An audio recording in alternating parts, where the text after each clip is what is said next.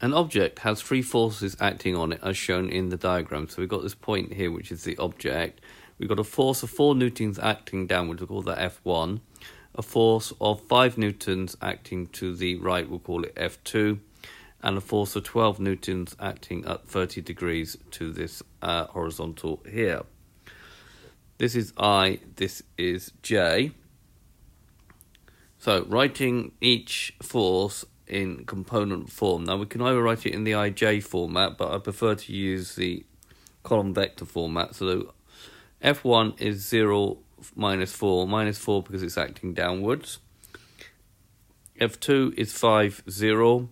And then F3, if we draw this right angled triangle here, this will be the X component, which is going to be minus 12 cos 30 because it's acting in the opposite direction. And this is the Y component, which is acting in the positive direction, so it's going to be 12 sine theta using a little bit of trigonometry. So that gives me minus 10.4 over 6. Now the resultant is given by adding F1 plus F2 plus F3. So it's 0 minus 4 plus 5, 0 plus minus 10.46. So in the X component, we're going to have minus 5.4. In the Y component, we're going to have 2. Right, so writing those all out.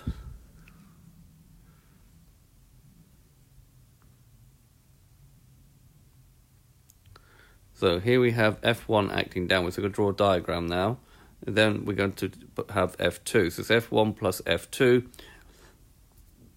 plus F3, which is going to be minus 10.4, 6. So it's minus 10.4, 6. And then here is the start point. Here is the end point. The red one there is the resultant, which is minus 5.42.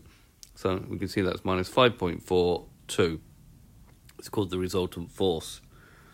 Right, in order to calculate the magnitude, the magnitude of this vector here, that's going to be the square root of minus 5 squared, minus 5.4 squared plus 2 squared. On my calculator, make sure you put that minus sign in brackets. We're going to get the square root of 33.16, which gives me 5.758, which gives me 5.76 newtons.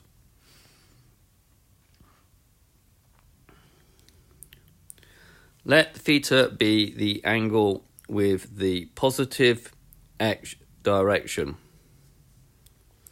So here we have the positive x direction. We have theta.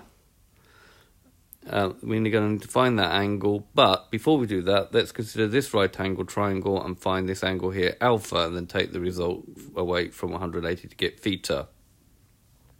This distance here is 5.4. This is 2. Doing a bit of trigonometry, tan alpha is 2 over 5.4.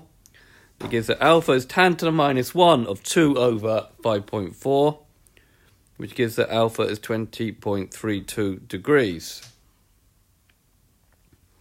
So theta, the angle that I actually want, is going to be 180 minus alpha, which is going to be 180 minus 20.32, which is theta is equal to 159.7.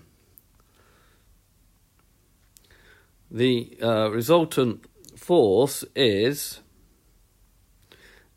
5.76 newtons, and it will be at an angle of 159.7 with the positive x direction. So this has been a video to show you how the resultant of three forces acting in different directions and calculating the magnitude of that force and the direction with the positive x direction. I hope you've understood, and I thank you very much for watching.